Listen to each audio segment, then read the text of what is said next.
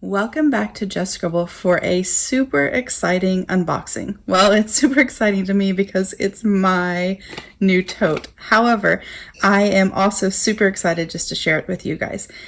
As a disclaimer, when this tote launched, it was launched in limited quantities because Jennifer wanted to see how popular it was before they added it as like a regular item to the shop. And so they launched a certain number of them. I'm not sure how many. It may have been 100, it may have been more. And once those sold out, that was it until they decide if they're going to add more back. So last I checked, it was sold out. But if they decide to restock, you definitely want to be in the know if you decide you want one too. So make sure that one, you are following them on Instagram because that's often the place that they will let you know if they decide to add more of these to the shop or if they decide to add them as a permanent item to the shop. Two, make sure that you sign up for the restock notifications on the listing on their website. I will put the listing in the description box down below so that you can get to it easily, but you can also just type Route 66 in the search box and it will pop up. But you can select for restock notification and you can get an email or a text when it restocks. And then also join the Chic Sparrow 2.0 group because, well, one, it is a fabulous group, but two, we often find out information there as well. So if you're not on Instagram or not on Instagram regularly, the Chic Sparrow 2.0 Facebook group is another great place to find out if they decide to add more bags to the listing. So all of that said, we are going to unbox this. So I'm going to tear this open and show it to you in all its glory, and then I will go back and give you some of the specifics only because I am super excited about this tote. I have been wanting a rustic tote from Chic Sparrow for a long time, but I say tear, I don't generally tear my paper, but you knew what I meant. So I have wanted a rustic tote from Chic Sparrow for a long time, but I didn't really want the waypoint leather. I wanted something different. And so when I saw that Jennifer was going to be bringing the tote in a natural veg tanned leather that was untreated and undyed, I jumped on it. I mean, fast. I was probably one of the first people to place an order. So I do not think that the whole tote is going to fit on my screen of my camera, but I'm going to show it to you as well as I can on my video, and then I will try to add some pictures later on Instagram and in the community tab for my channel, showing it to you as well, just so that you can get the best view of this gorgeous tote. So as always, we have our postcard that talks about full grain leather and its natural imperfections and all of that, and my order. I'm gonna put that aside and open it. Can you hear it? Isn't that awesome? I'm so excited. So this is the largest dust bag I have ever seen in my life. This would fit like a composition. Oh my gosh. Oh my gosh. So I really hope that the color of this is coming off on the camera well, because I actually received this yesterday, but I got home from work so late that it was super dark and I could not film and get you guys a good visual. So I waited until this morning, which was so hard to do. I was literally dreaming about unboxing, and I waited to open it. So I'm gonna see. These are the gorgeous handles, which are super thick and nice. They're firm, but they aren't stiff, and they are designed to not curl in so that your straps won't get like messed up in use. This bag, look at that texture. Can y'all see that? So this part where it's super pebbly is floppier than this part, but it's very soft, but it has a ton of structure. I'm gonna try to turn this around and show you guys the other side without taking out my fountain pens. So I did ask for, and I apologize if my voice is cracking terribly. My allergies are getting the best of me this week. I did ask for as much variation and uniqueness in my tote as possible because I love the unique variations in natural leather. And so I also ignore my child who's playing Scooby-Doo in the other room. So there are some beautiful scars on there, and then this side has some sort of flat texture to it, so the pebbles aren't poofy, and there is the Chic Sparrow logo and the beautiful CS on there. And the other side has like the same smoothness of texture, and then it goes up into this poofy pebbly section, which is just phenomenal. I might actually end up carrying it with the Chic Sparrow on the side into me because this is like, it's just gorgeous. Okay, I'm gonna try to show you guys the inside. So inside, it's been folded so it doesn't want to stand up quite as easily. There it goes, see? Stands up by itself. So inside it has this pocket, which is like slips all the way down. It's not an actual pocket, it's the flap of this pocket.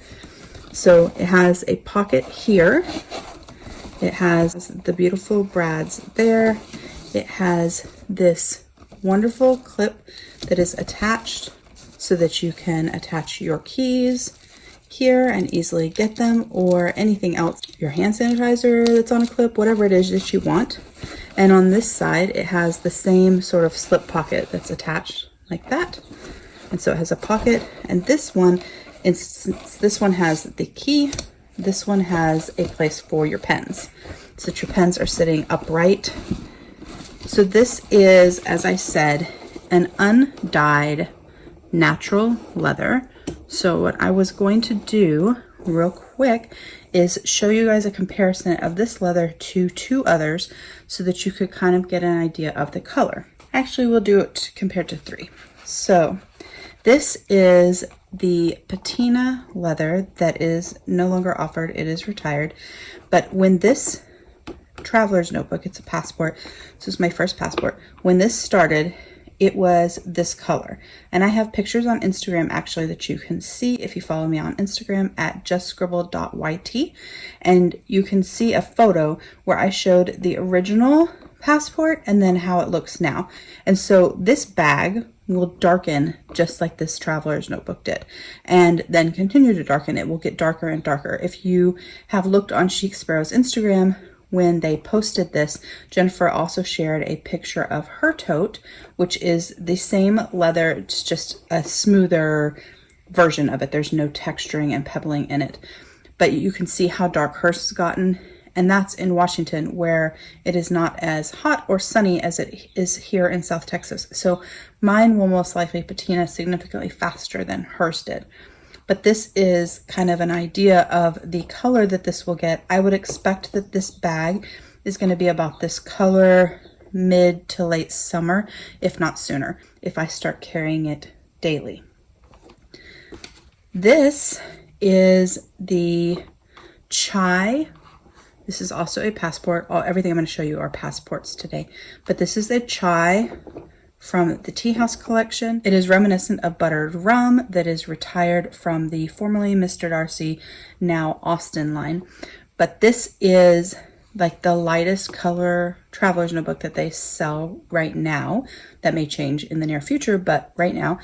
And when it's on its own, it appears significantly lighter. But when it's next to this raw veg tanned leather, you can see that it actually does have color to it.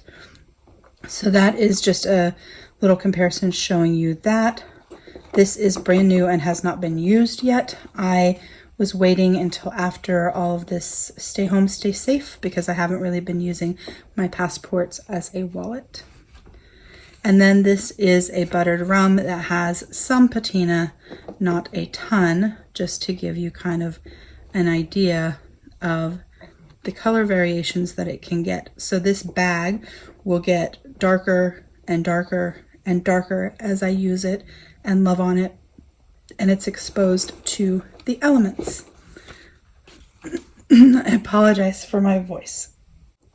Okay, so now I wanted to give you just a few specifics about this tote bag.